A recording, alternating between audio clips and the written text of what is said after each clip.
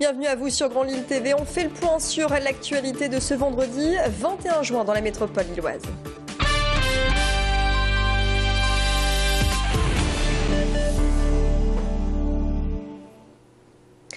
Et l'information est tombée en fin de matinée. Le Grand Stade a enfin un nom. 15 jours après la mort de l'ancien maire de Lille, on a appris qu'il s'appellera le Stade Pierre-Mauroy.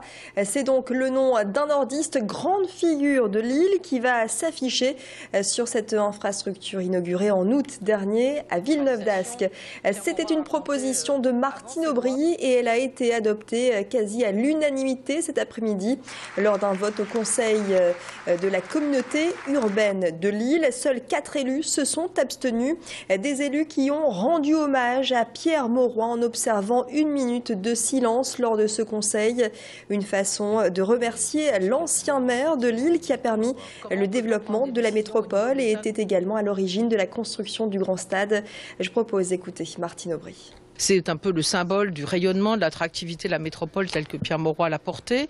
C'est aussi un lieu du sport et de la culture, donc un lieu de proximité où des émotions sont partagées par des hommes et des femmes. Et puis c'est la dernière décision que Pierre Mauroy a prise en février 2008, de grandes décisions qu'il a prises. J'ajoute que ce stade, tout le monde a des qualificatifs très élogieux quand on parle de lui. Après 5 saisons passées au LOSC, Rudy Garcia tire sa révérence. Vous le savez, il a signé à l'AS Roma. Rudy Garcia, auteur du doublé en 2011, a joué au LOSC avant de devenir coach. C'est donc un club qui lui tient fortement à cœur qu'il quitte.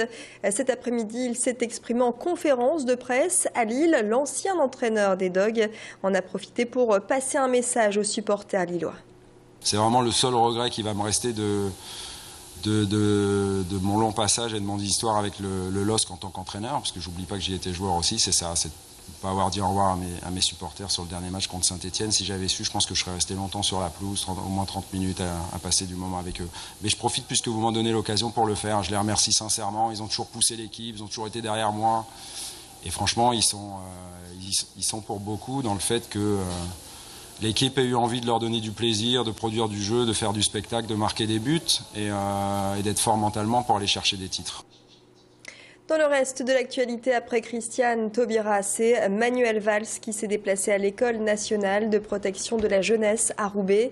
Le ministre de l'Intérieur est venu clôturer les assises nationales des associations d'aide aux victimes de la cybercriminalité.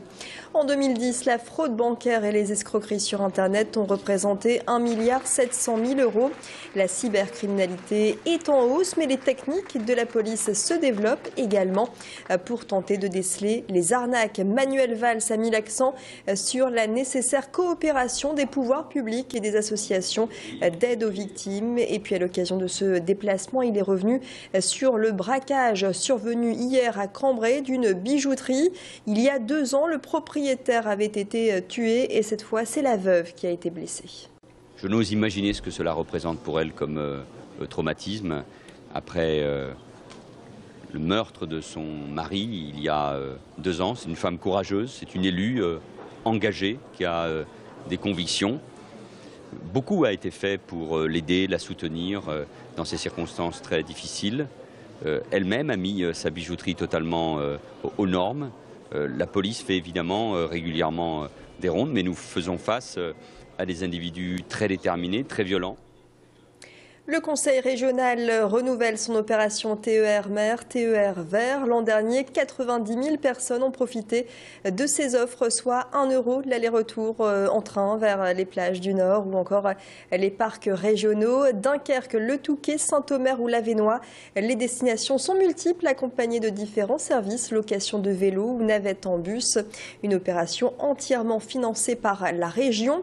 Le premier week-end TER Mer aura lieu, notez bien les 6 et 7 juillet. Au total, 4 week-ends. Et puis pour les TER verts, réservez vos places les 2, 3 et 4 août pour profiter des allers-retours à 1 €. Vous devez être muni de la carte Grand TER à 5 €. Mise en vente des billets à partir de lundi. Le grand défilé de l'école S-Mode à Roubaix a lieu ce soir et ça va se passer à 20 h à la salle Ouatremet. Une cinquantaine d'étudiants vont présenter leur création, l'aboutissement de 3 années d'études. Pas de thème imposé pour laisser libre cours à la créativité. Des professionnels de la mode sont attendus pour, pourquoi pas, repérer les stylistes de demain. Les précisions du directeur de l'école au micro de Macha Grunessen. L'idée était de partir sur un décor complètement surprenant, mêler le XVIIe siècle avec ce magnifique tableau de Il Caravaggio, célébrissime peintre un peu oublié et remis au goût du jour au XXe siècle, et remis au goût du jour ce soir. Mais surtout, après moi, par rapport aux étudiants, je leur impose jamais un thème. Parce que ce sont les futurs créateurs de demain, donc chacun doit exprimer et montrer sa personnalité et sa force. Et puis on termine par un mot de la fête de la musique. C'est ce soir, alors voici quelques idées de sortie. Il y en aura pour tous les goûts et tous les styles. Dave à Léquin, découvrez de l'électro-dubstep du côté du Quai du Vau à Lille. Concert de carillon sur le parvis de l'église Saint-Christophe à Tourcoing ou encore les mauvaises langues, place du Général de Gaulle à Saint-André-les-Lilles. Voilà pour ces quelques informations. Passez une bonne fête de la musique. Et tout de suite, l'actualité se poursuit sur Grand Lille TV avec d'autres reportages préparés par l'ensemble de la rédaction. Excellent week-end à vous d'avance.